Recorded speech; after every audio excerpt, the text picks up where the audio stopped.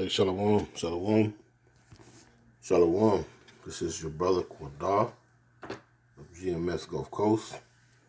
And I'd like to start by giving infinite honor and praise to the Most High and His Son, Yahweh, Ba'ashem, Yahweh Shai, Ba'ashem, Rekak, Wadash. Double honors are given up to the apostle elders of Great Millstone, men who have labored and suffered in this truth for over 30 plus years, making their lives and their bodies a living sacrifice. I also like to send a Shalom to the hopefully elect, the 1/3 of the nation of Israel scattered abroad across the four winds of planet Earth, north, south, east, and west, which consists of men, women, and children in that order. I also like to send a Shalom to the various GMS camps, elders, heads, and last but not least, I'd like to send a Shalom to any of you Akim, not named GMS, but walking one body, one spirit in Yahweh Shai, preaching and teaching this 100% truth as it is taught to us all by the apostles, elders of Great Millstone. To you all, Shalom. Adawan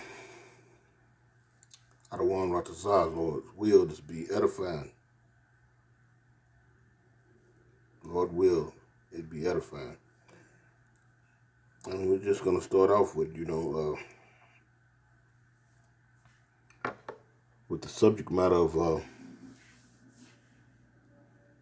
the race wars are going to come into faction. Yeah, they're going to come to the forefront of the argument of all these so-called Edomites. I mean, slacky, not so-called Edomites, but these so-called white people who are Edomites, according to the scriptures. Now, the scriptures say, matter of fact, I'm going to grab it real quick. I'm going to grab this real quick just to start it off. I'm going to go to the book of Ecclesiastes, a.k.a. Sirach, and the 12th chapter, and it reads, 10th verse, and it reads, "Never trust thy enemy, for like as iron rusteth, so is his wickedness." Never trust thy enemies, for like as iron rusteth, so is his wickedness. Though he humble himself, I'm going to let you see this clip here. Though he humble himself and go crouching, yet take good heed and beware of him, and thou shalt be unto him as if thou hadst wiped a looking glass, and thou shalt know that his rust had not been altogether wiped away. They like to be friendly. That's an act. Unbeknownst to 2/3 of our people, you so-called blacks, Latinos, and Native Americans, that's an act when the white man pretends, because that's just what it is. He's pretending to befriend you, allow you into his political circus, allow you into his society by way of desegregation, quote unquote, giving you civil rights, mind you. That had to be voted for you to acquire civil rights, not your God inalienable rights in which they are granted, these so-called white people, they are granted that in the Constitution. Read it. But you, on the other hand, you have been afforded or given permission or given license to have what they call civil rights. And every 10 years, your your state representative that you send to Washington, D.C. has the vote for you so-called blacks, mainly, to continue in your privilege of having civil rights. So this man is, just like it says in verse 11, it says, though he humble himself, Dr. Martin Luther King was standing right there behind LBJ, Lyndon Baines Johnson, which was the president at the time, via the assassination of John F. Kennedy. But nevertheless, Martin Luther King was standing right there, I think to his, I want to say to his right shoulder there, I want to say. I don't know. Anyway, he was there during the signing of the Civil Rights Bill. Yeah. Though he crouch, though he humble himself and go crouching, yet take good heed, be aware, take good heed, understand this, and beware of him, and thou shalt be unto him as if thou had wiped a looking glass, and thou shalt know that his rust, his hatred, his wicked evil ways had not been altogether wiped away, because he hid it in a smile. He allowed you to come sit at the luncheon counters via your parents and grandparents. And so you've been smiling and chuckling and every white man ain't bad, ever since. But let's get into the video. Charlie Kirk comes to the defense of racist white people and says he's on the verge, no longer wanting to help black folks. It is so ironic. Let me take you to the first video. Okay, so Scott Adams, the founder of the cartoon Dilbert, said, quote, if nearly half of all blacks are not okay with white people, then that makes them a hate group. Now, I don't love that. I understand the essence of what he's saying, because it's just overgeneralizing. And who's to know if this is the actual sentiment of all blacks in America? It certainly seems like it's heading that way. There is a lot of anti-white sentiment growing there. Charlie Kirk, I'm going to once again give you a proper education. Number one, why do you think you help black people?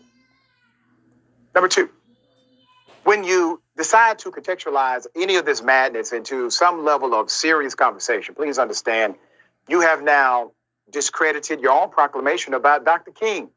Was it not you and your people, Charlie Kirk, who said that it was Dr. King that said a man should be judged by the content of his character? You all are talking about general context and not individual character content. And mind you, that's the oldest trick of dealing with Esau Edom, the so-called white man. If he were to do anything like a Dylan Root, the mass shooting of Columbine, going all the way back to Texas back in the 60s, I want to say it was the 60s, or maybe in the 70s, when that lone gunman, they notice the language they use, lone gunman. He was in that tower at the school's campus, at the college campus, and he took aim and just went to sniping off him. See, this is his history. This is his track record. But mind you, listen to the lingo. Now, these so-called white men will use the talking points of Dr. Martin Luther King, quote unquote, the content of his character. But now, as you've seen him bring out, he contextualized all so-called black people. So if one of us commit a crime, that's the way they are. You understand? They, meaning more, the whole group is like that. But once they commit a crime, he's a lone wolf, controlling the narrative, putting a spin on things. And guess who pick up those talking points? 2/3 of our people, the well-to-do so-called blacks, Latinos, and Native Americans. Well, he should have this, and well, he should have that. Separating yourself from that group, which he's talking about you. In the whole scheme of things, you well-to-do so-called jakes that feel as though all white folks ain't bad. He's likening you into the whole pie as well. All right, let's go back to it. A man should be judged by the content of his character. You all are talking about general context and not individual character content. That's not what you're doing. What you are submitting is a very dangerous thing, but you're doing it intentionally. Now, I want to remind you of what this cartoonist said. What Bible do you read? And how do you know it's the right one? There's only one version. So if nearly half of all black. Now, this is who is all centered around. Now, mind you, I personally believe, that they're setting up the stage to, just call it what it is, to ride on so-called blacks, Latinos, and Native Americans. Because I'm going to read you a bill here, which one of the brothers brought back to my attention. I remember this bill a year or so back. But last night, one of the blood brothers out of the Louisiana camp, in particular, I believe, one of the Louisiana camp had brought this bill, had brought it back to mind. And so, looking at the recent events, the things that have come to the forefront of the of mainstream, not even necessarily mainstream news platforms, just that these distractions are coming to the forefront because, see, Jake by and large is not going to take this for what it's worth. They're setting the stage, and not only that, they're actually getting their legislation, they're getting their paperwork together, so when these things, when they cross that bridge, everything will be already finalized, legal, to do what they deem necessary to you so-called blacks, Latinos, and Native Americans, mainly you so-called blacks. But like the scriptures say, the day of the Lord shall come as a thief in the night to the majority of you so-called blacks, Latinos, and Native Americans, which make up the 12 tribes of the nation of Israel, because you want to turn a blind eye to things and not take things in a serious format and see them for what they are. In other words, you're living in a delusional mind state. You're not living in reality. But you're doing it intentionally. Now, I want to remind you of what this cartoonist said. So if nearly half of all blacks are not okay with white people, according to this poll, not according to me, according to this poll, that's a hate group. That's a hate group. And I don't want to have anything to do with them. And I would say, based on the current way things are going, the best advice I would give to white people is to get the hell away from black people. Just get. Hey, they coming right on out now. They ain't even hiding no more. That rust, you finding out that rust wasn't always wiped away. Well, let's continue listening to this devil. Go away. Where, based on the current way things are going, the best advice I would give to white people is to get the hell away from black people. Just get away. Wherever you have to go, just get away. Because there's no fixing. Now, mind you, if you go back as far as I do, being a child of the 70s, I grew up in the 70s and my teenage years in the 80s. But I remember when Jake was moving into the neighborhoods, were giving these loans and whatnot, were able to buy homes from doctors and lawyers and whatnot in these different neighborhoods and whatnot. And when we moved in those neighborhoods in the late 70s and whatnot, them neighborhoods were full of white folks, so-called white folks. But as the time progressed, I give it about, I don't know, I would say anywhere from 5 to 10 years, man, them neighborhoods were predominantly Jake, so-called blacks. You had maybe one or two of those so-called white families that hung around, but the rest of them went on in the woods and took what? You heard what he said? They didn't directly take his advice, but this has been the sentiment of these people the whole time. That's the point. Get the hell on away from around them. And when you go back into the history of, not Donald Trump, but Ronald Reagan, he had set forth legislation, what was called trickle-down economics, where they gave tax breaks to the wealthiest, and it would trickle down into the lower classes. But they gave stipends to those who were to give up their homes and whatnot, and would and relocate. They actually put money in their accounts.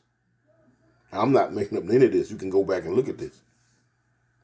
Go back and Google that about the Reagan administration, trickle-down economics, and read that fine print where they gave stipends. They used to put X amount of dollars in these so-called white folks' bank accounts for them moving and going in the rural areas, getting the hell away from around so-called blacks. And this has been the mindset of these people as long as I've been living. and beyond that as well. But all it takes is you Jakes to keep up with the records, his track record. He pull you over out there on the corner somewhere. First thing he want is your license, your date of birth, your social. Which those things, your social is supposed to be confidential. You're supposed to give that out. But anyway, he want those things first. Why? So he can check your records. But you so-called blacks, mainly you blacks, tend to excuse or to forgive this man of his track record, or just play as though you have amnesia. But all that's soon to come back and bite you in the ass.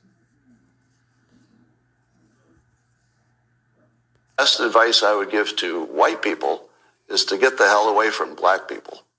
Just get away. Wherever you have to go, just get away. Because there's no fixing this. This can't be fixed. And he's correct. It can't be. It can't be. Matter of fact, let me grab a few scriptures real quick. Let me grab a few scriptures. I'm gonna grab these real quick because it can't be. The Lord is gonna come back and set everything awry. You know,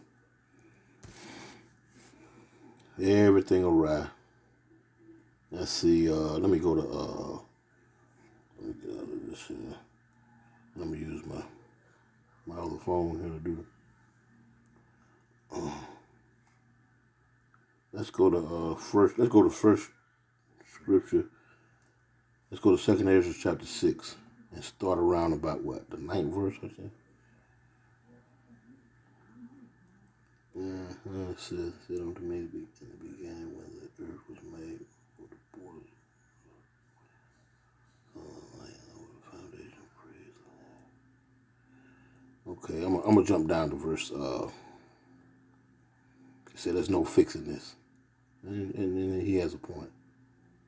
He has a point. Matter of fact, you know what? I'm gonna pull out of that. Let me go to Ezekiel. I think that'll be a better starting point.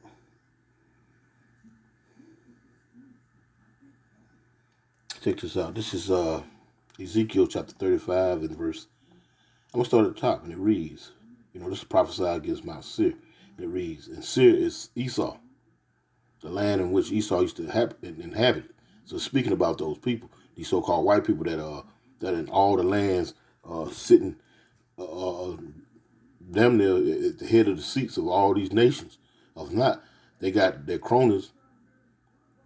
They got their cronies, their buddies, and anyway, it reads, "Moreover, the word of the Lord Yahweh came unto me, saying, Son of man, set thy face against Mount Seir, and prophesy against it, and say unto it, Thus saith the Lord Yahweh power, behold, O Mount Seir, I am against thee." The Lord is against these people. "And I will stretch out my hand against thee, and I will make thee most desolate." And Mount Seir, be honest with you, Mount Seir is desolate right now today. If you check out Google Petra or Seir and look at it, you're gonna see architect that actually looks as though you're looking at Washington D.C. The Capitol building, the Pantheon in Rome. Those old buildings and whatnot, with those columns and whatnot. So these are those same people. It says that I will stretch out my hand against thee and will make thee desolate, most desolate. And I will lay thy cities waste, and thou shalt be desolate. And thou shalt know that I am the Lord Yahweh, because thou hast had a perpetual hatred. You hear what he just said? Huh? See, that's that rust. We started out with Ecclesiastes 12 and 10. Never trust your enemy. Because rust, his rust ain't went away. So he crouch and he come with those smooth, buttery words and whatnot. In the end, he gonna show his true face. And these are those same ancient men acting out, or actually not acting out, but living out their lot here in the present day. These are those same men, those same spirits that cannot love you, that cannot see you as equal, because you're not equal anyway. You're far superior to these people. You know? In a way it says, because thou hast had a perpetual hatred and hast shed the blood of thy children of Israel, you so-called blacks, Latinos, and Native Americans, have shed the blood of the Israelites. They do that right now to the day. Dylan Root went in there and sat in that church there with them folks for hours to, worshiping, fellowshipping. Then in the end, he got up and told them, look, I got to kill y'all because y'all dating the white women. Well, some absurd reason, but it was because of this right here. Because, let me read it again. It says, because thou hast had a perpetual hatred. Now, we're going to get into that perpetual hatred when we get into the book of Genesis. Matter of fact, I'm going to grab that. Because thou hast had a perpetual hatred and hast shed the blood of the children of Israel by the force of the sword in the time of their calamity and the time that their iniquity had an end. And this can go back to shit. You can actually wind this up to these recent times. It's going back to the Civil War. When they supposedly supposed to free the slaves, then they came up with all this draconian legislation.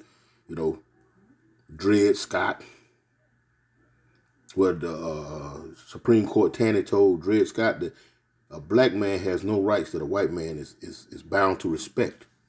Back in 1858, do your research. Black codes, Jim Crow,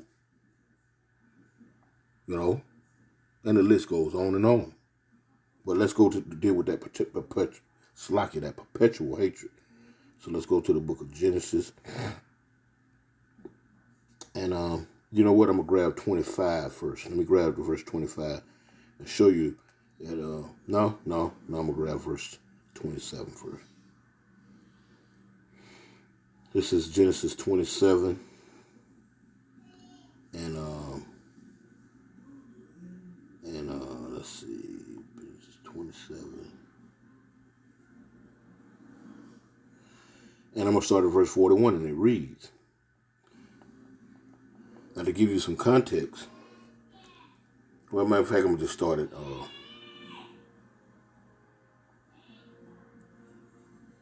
38. And this is when our forefather Isaac had given the blessing to Jacob instead of Esau. And Esau was burned up by that. And he's still that way to the day. Because unbeknownst to you so-called blacks, you Latinos, Native Americans, the upper echelons of Esau, Edom, these so-called Jews and whatnot, they understand this history, Maybe the Edomite that lives next to you, the so-called white man or white couple that lives next to you in the same neighborhood, they may not be able to trace this back and understand that hatred that they have for you, or where it's rooted at. But the people who control the planet, they do. And their brothers and sisters, these lowercase Edomites, they don't have the slightest clue why they hate you. They just hate you because your skin color. They give you all kind of reasons why, but it's because of this right here. Anyway, this is verse 38, and it says, and Esau said unto his father, which is Isaac, hast thou but one blessing, my father? Bless me, even me also, O my father. And Esau lifted up his voice and wept. And Isaac his father answered and said unto him, behold, thy dwelling shall be the fatness of the earth, and of the dew of heaven from above. And by thy sword shall thou live, and shall serve thy brother. And it shall come to pass, when thou shalt have the dominion, the rulership, that thou shalt break his yoke off his neck. And Esau hated Jacob because of the blessing wherewith his father blessed him. And Esau said in his heart, in his mind, the days of mourning of my father are at hand. Then will I slay my brother Jacob. And the words of Esau, her elder son, were told to Rebekah, and she sent and called Jacob, her younger son, and said unto him, behold, thy brother Esau as touching thee, doeth comfort himself, purposing to kill thee because of that blessing. Because of that blessing. And like I said, the upper echelons of these people understand that to be the case. Now I want to grab something else real quick in the same book. Let's go to 25. And I see around the 23rd verse, I think it is. The Senate of Ishmael. So yeah, 23rd. Isaac's sons. Because Esau and Jacob are the son of Isaac. And it says,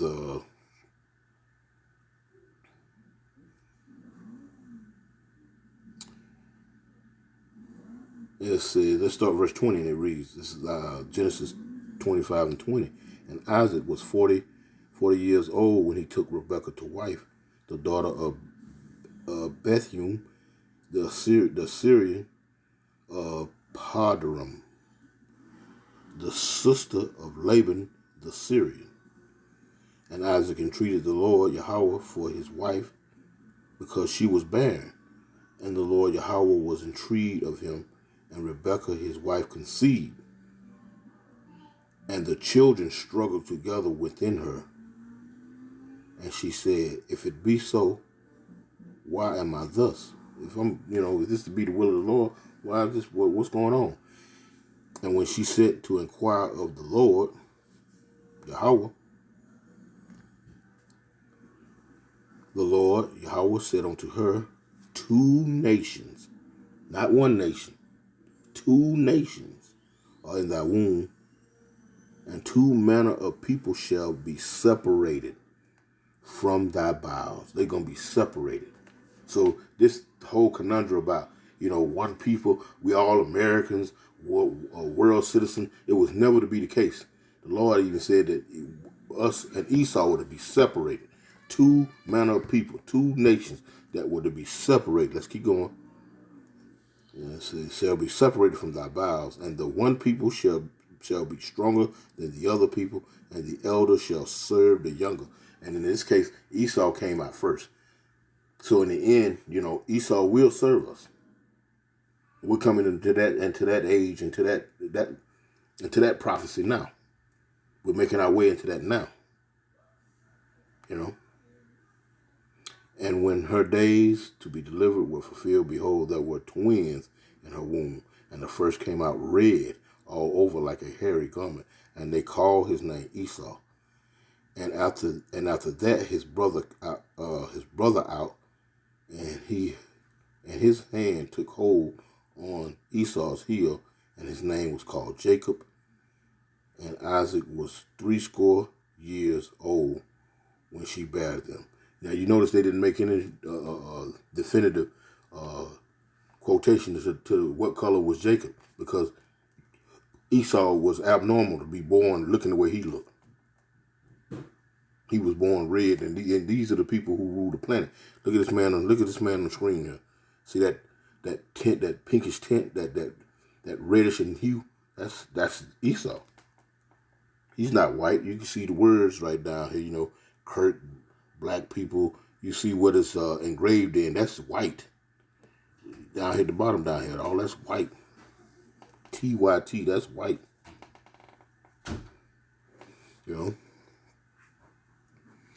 But anyway, let's keep going. I think it makes no sense whatsoever as a white citizen of America to try to help black citizens anymore. It doesn't make sense. It's no longer a rational impulse. And so I'm gonna back off from being helpful to black America, because it doesn't seem like it pays off. Like I've been doing it all my life, and the only outcome is I get called a racist. Because you are. Okay, let's dissect the ways here. So he literally goes on, self mode. This is so important to tell the world. He's no longer going to help black people, because when he does, he's called a racist. Sir, do you understand how extreme your actions are just doing that move right there? You are literally a Karen, and you are unaware of it. This is He's no longer going to help so-called black folks, because when he does, he's called a racist. You're only being called that because that's what you are. And mind you, let's keep it all truth and honest. If you're gonna be for your people, hey, so be it. It's be truthful and honest about that. There ain't nothing wrong with that. Just like we should be for ours. The 1/3 on this side of the destruction, at least, because 2/3 of our people have been appointed to be put to death. So they want to hold hand in hand with this devil. But just set the record straight. Hey, he's in his right mind frame to be thinking the way he is, to be carrying on the way he is. It'll be going against prophecy if he was acting any other kind of way. New thing to do, as if black people needed the help of white men like yourself. The poll he was talking about had nothing to do with hate. It had to do with white bigotry. That's the hate. I'm not okay with white bigotry. I'm not okay with white supremacy. And, sir, I'm not okay with you personally. That doesn't mean I'm a man of hate. But when you declare over half of the black population to be a hate group, when you said nothing about the KKK and other actual hate groups, it shows the sentiment of your character. You have always felt the way you felt in that particular video, sir. Like the scripture said, and his rust, let's read it again. Let's get it. It says, never trust thy enemy, for like iron rusted, so is his wickedness. Though he humble himself, he help black folks. And go crouching, yet take good heed, and beware of him, and thou shalt be unto him as if thou hast wiped a looking glass. And thou shalt know that his rust has not been altogether wiped away. He has always been this way. You the one who fell for the debauchery, the foolishness. Let's keep going. The reason why individuals called you racist, even though you may have given money to a charity or two that had a black face connected to it, is because they likely interpreted your heart, which came out that video. There's more. Here, let's put up the Charlie Kirk tweet. These guys are so, And mind you now, this sentiment is catching steam. It's catching, it's coming, these people are coming on out. They're not inverted anymore. They're overt. They more or less like a Trump. Trump, he wears that as a badge of honor. You know what I'm saying? He speaks it. It oozes out of him. Every word that he say, it hangs on every word that he speaks. And so they're getting bold and they're coming forth with their hatred, with their true hatred for you. I'm no longer going to do this and do that because I'm called a racist. Because you called names, because you've been called a name. How petty and childish. But that's the true spirit of these people. The scriptures do not lie. He has never been a brother to you. He has never taken your best interests at heart. All he seeks to do is to destroy you because of the blessing that was given unto you. And like I said, it goes back to the elites of these people. They fully understand that. Whereas these clowns, they may not. And them they may do, I don't know. But, that old saying, they hate you because you color your skin, and this, that, and the third. They're very ignorant of where this goes. Where this goes back to. Mm-hmm. They're so fascinating in their ignorance. So Charlie Kirk says, newspapers are canceling Gilbert, claiming creator Scott Adams made racist comments while discussing 26% of blacks don't think it's okay to be white. Damn, wait a minute. Whoa. That is the genesis of their proclamation, right? Well, he has a responsibility to be a cartoonist. Fine. He also has a penalty if he chooses to offer something up for the public record. You get either public praise or public criticism. That's how this works. None of us are immune to that. Every word I say right here, right now, will be either publicly scrutinized and criticized, or some people will agree with it. You wear that every day. I wear that every day. There's more. Are we going to ignore, he said, the fact 12 million blacks think it's okay to hate white people, or just be outraged someone noticed? But that's not what it said, Charlie. There's more. Elon Musk would also agree with portions of Adams' rant. Chris Ferguson posted, Adams' comments weren't good, but there's an element of truth to this. It's complicated. Mainly, we've leaned into identity with predictable results, and power today is complicated. We were on the right path with color blindness and need to return to it. And need to return to it. Now that's Elon Musk, a multi-billionaire, who make these damn self-driving cars, which ultimately gonna, like the elder Yakinan of the New Orleans camp say, damn car gonna drive your ass to the damn police station you gotta find. It's just a joke. Anyway, I'm gonna bring out another scripture real quick. Let's go back to Ezekiel real quick, 35, and let's read a few more verses in that. And it reads, it says, because thou hast a perpetual hatred. Yeah? We see it come out, because they can't hide it anymore.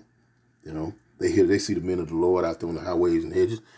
They see the YouTube videos and whatnot. You know what I'm saying? They see the apostle elders bringing forth this truth and these prophets coming to pass. They see it.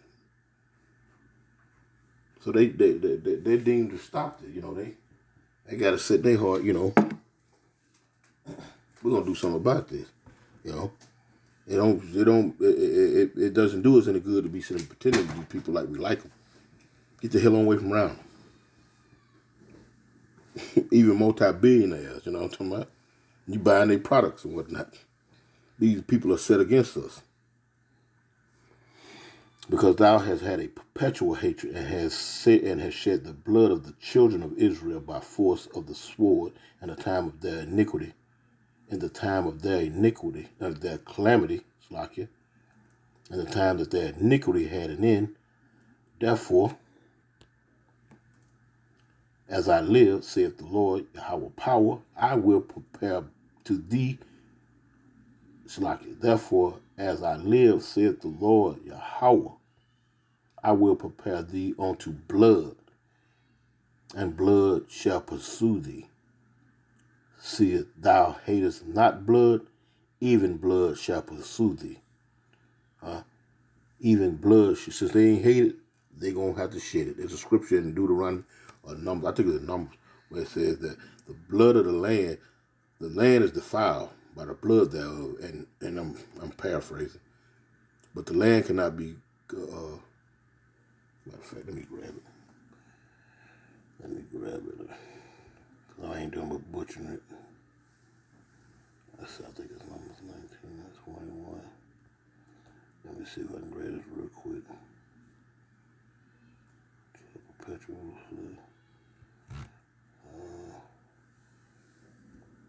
Let's see. Come on, flip.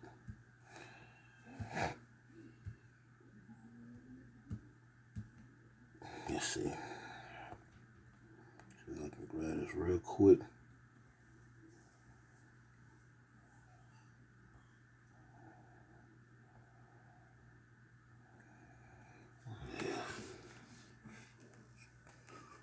Let's see. I could not be cleansed out.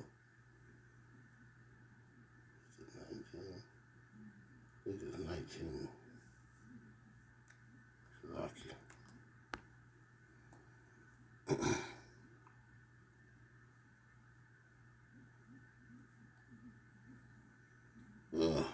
I could never find that scripture. Ain't that so? Hold up just a second. We finna grab that because we done went there, so we finna grab that. Let's go. Let's see.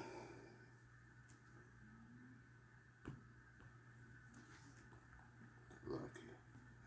I was way off. Lucky. It's Numbers 35, 33. So real quick, let's get it.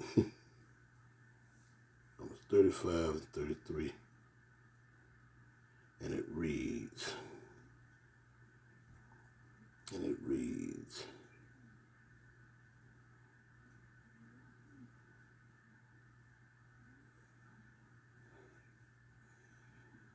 I'm gonna get straight. I'm gonna start at I'm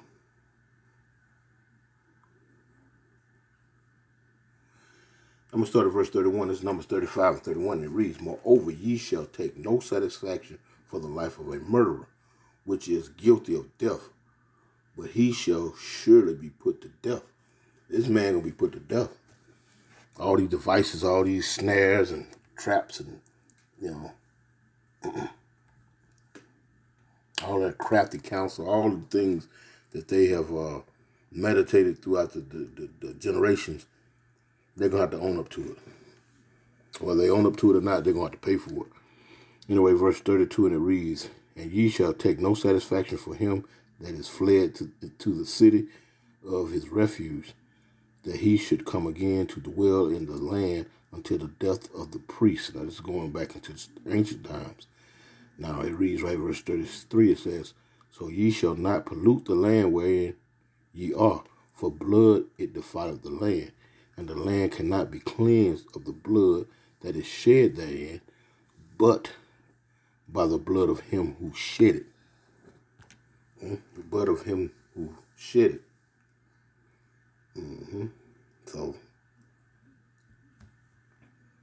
So the reparations is going to be them. The reparations is them. There's no amount of money of this play money, this fiat currency, this not bagged by anything substance as money can do to change the fate of these people. Blood shall pursue them. Since you didn't have a problem with coming over here putting to death, damn near all of the Gadites, the North American Indian, and then putting them on reservations and pumping them full of alcohol. Because you ain't had no problem with that, building buildings and parking lots and roads and schools and buildings and businesses on the graves of these people, which are our people. You didn't have no problem with shedding blood. Since you ain't had no problem with blood, then it's going to pursue you as well. Anyway, this video went on a little longer than what I expected, so I'm going to close it out right there. Lord, when it was edifying, I want to give all praise, honor, and glory to the Most High and the Son, Yahweh, Ba'ashem, Yahushua. Double honors to the Apostle Elders, Great Millstone. And with that, Shalom.